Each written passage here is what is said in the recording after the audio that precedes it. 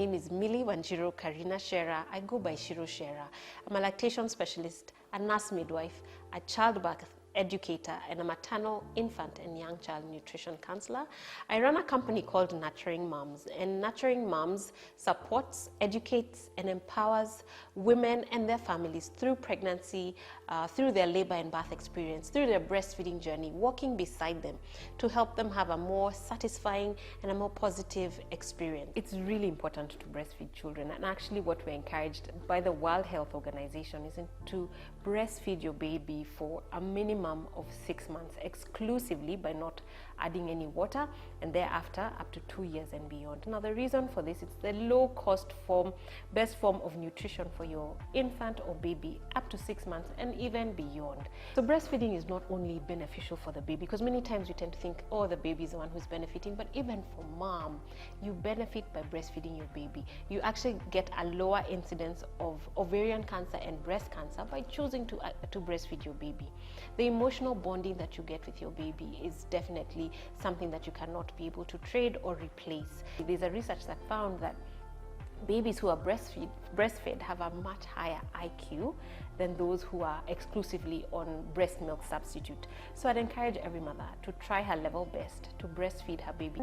One of the things you must also ensure is your baby's position on the breast. The baby must be facing their food entirely, not looking at the breast and maybe their tummy is looking elsewhere. There's actually an imaginary line between the ear, the shoulder, and the hip are really well aligned. So the mom just needs to ensure that their baby is facing the food and her breast is presented well and not like this, because sometimes we tend to do and hold the breast this way. But what it does, it's covering the areola. The baby will probably only be able to take the nipple. So take all the fingers out, 4 fingers under, the thumb on top, and then your baby is facing you. Sometimes it does help to have a cushion or a pillow up here, bring the baby up, as opposed to you wanting to take the breast down to the baby. It's the baby that comes up to the breast.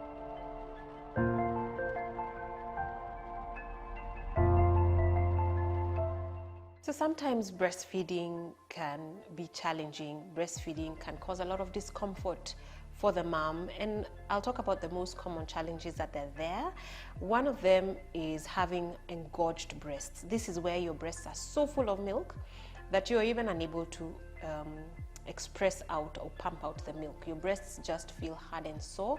Another issue is having an abscess. So your breasts have been completely full. You probably even get mastitis, and then the mastitis is not treated and you get an abscess, which is like a boil inside your breast. That is very, very painful.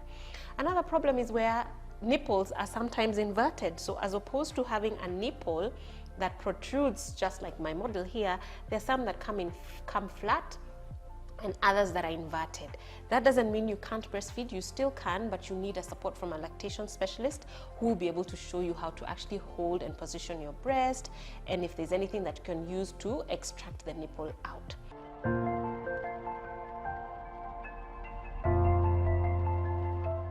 You can either use an electric breast pump, you can use a manual breast pump, or you can actually use your hand.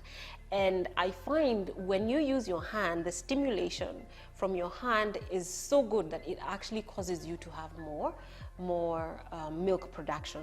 So how you use your hand is pretty much just massaging, pushing your breast into your chest and pushing out and squeezing.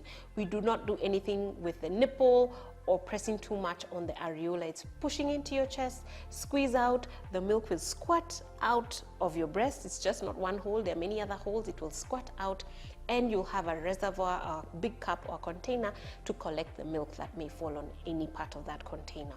So that is by hand.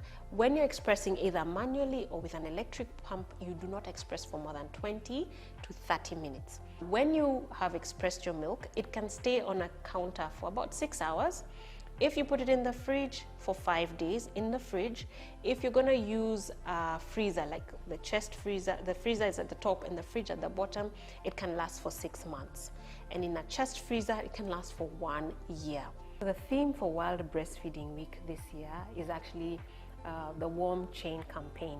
So this is all about strengthening capacity between the government, workplaces, the communities, other health care systems to ensure that they are working together by putting the mother and baby diet right at the core, so that they're able to protect, promote, and sustain breastfeeding and ensure that the mother and the baby are taken care of, they're having good breastfeeding outcomes, they're sustaining breastfeeding throughout the 1,000 days of life.